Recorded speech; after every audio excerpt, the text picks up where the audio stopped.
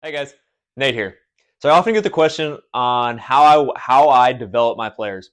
So if a person comes into me healthy and they're trying to get a little bit more athletic or trying to get the most out of their training, what do I look for? And what is my thought process to get them to be the better athlete and leave me performing at their best? And I always think that's a great question. It's always great to kind of think through your philosophy and kind of figure out on what areas that you need to work on a player. So when I start to think about it, I start to think about what is my end goal. And that's different per athlete. So if you're thinking of what they try to do at the end of the day, they're trying to do a skill. They're essentially trying to get better at their sport. So whether it's baseball and you're trying to be a pitcher and you're trying to throw harder, throw more accurate, throw more strikes, or it's a hitter and you're trying to hit more home runs, or you're trying to hit the ball more in play, or if it's a volleyball player, you need to hit harder, or get more digs, or block a little bit better. You're trying to get that athlete back better at their skill. So the top of the thing at the end goal, we are trying to improve the skill of the athlete. We're trying to get them to where they're the best of their players. So, like I said, this is the end game. When I think about that, I start thinking of it as a pyramid. So skill is at the top of the pyramid. Like I said, we want to get them at the best of their abilities.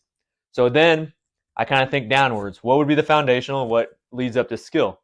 But I start to think back at the end of the day, a player needs to be able to demonstrate foundational movements. So they need to get into be able to demonstrate that they can get in and out of a lot of different positions and from a joint by joint. So hip, ankle, thorax, shoulders, neck, all the above. So I'm looking at foundational movement. Can they do it slow? Can they get in and out of positions? So I would say movement would be at the base level of the pyramid. So what I'm looking at here is maybe a toe touch, a straight leg raise. Can they rotate? Can they back bend? Can they squat? So some of those, like I said, I'm going to be looking at their toe touch. I'm going to be looking at their extension. And I'm going to be looking at a squat. These are just some of the ones that I look at. But what I tend to think of that is if they can't do these basic movements slowly, it's going to be very hard for them to build strength through it, to build power through it, and then to be able to do them on the field or the court when they can't even do it slow. So these would be the basic things that I want to look at. In between skill and in between movement is what I would consider as performance or capacity. The performance and capacity would be doing movements under high load or very high load and stress or very quickly. So things that would make up performance and capacity. This is where you're typically thinking of the strength conditioning realm.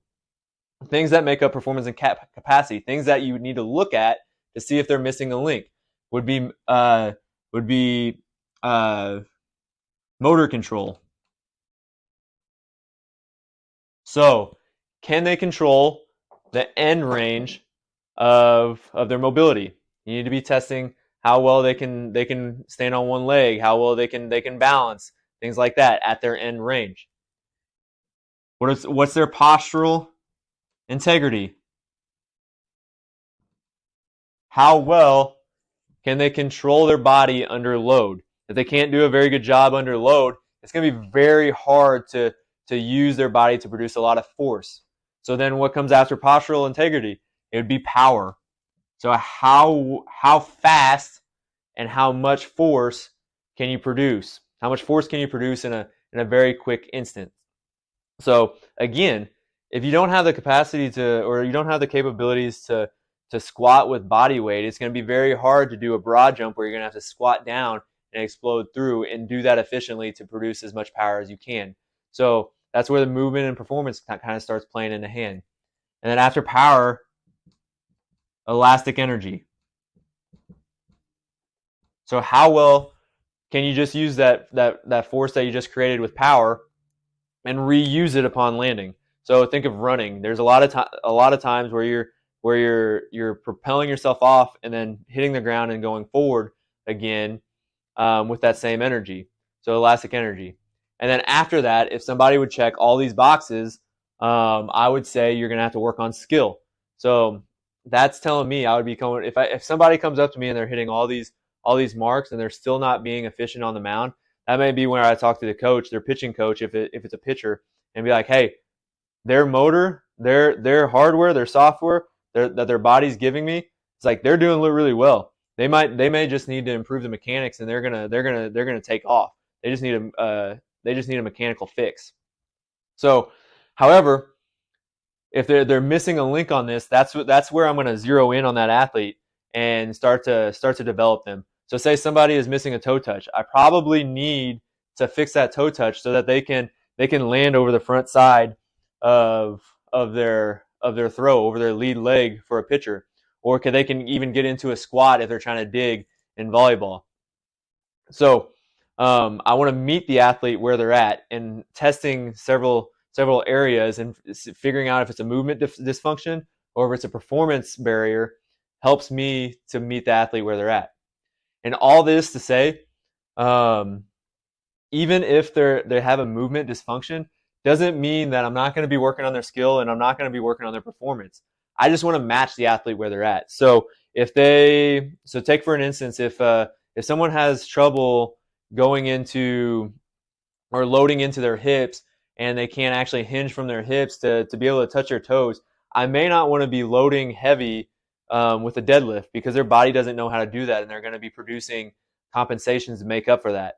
So, but that doesn't mean that I can't load them in a different way. Maybe they're a better squatter. Maybe somebody that can't squat is a better deadlifter, or they can lunge better, and I can work on their anterior change with lunging. So I just want to make sure that I am building up where I'm meeting the athlete where they're at, but then also correcting where they're deficient at, so they become a complete player. So so to recap a little bit, if somebody comes into me and for athlete development, I'm gonna be looking at their movement. I'll be looking at performance barriers to see if there is any, and then I'm going to develop skill. But I'm still going to be working on all of them. Thanks, guys.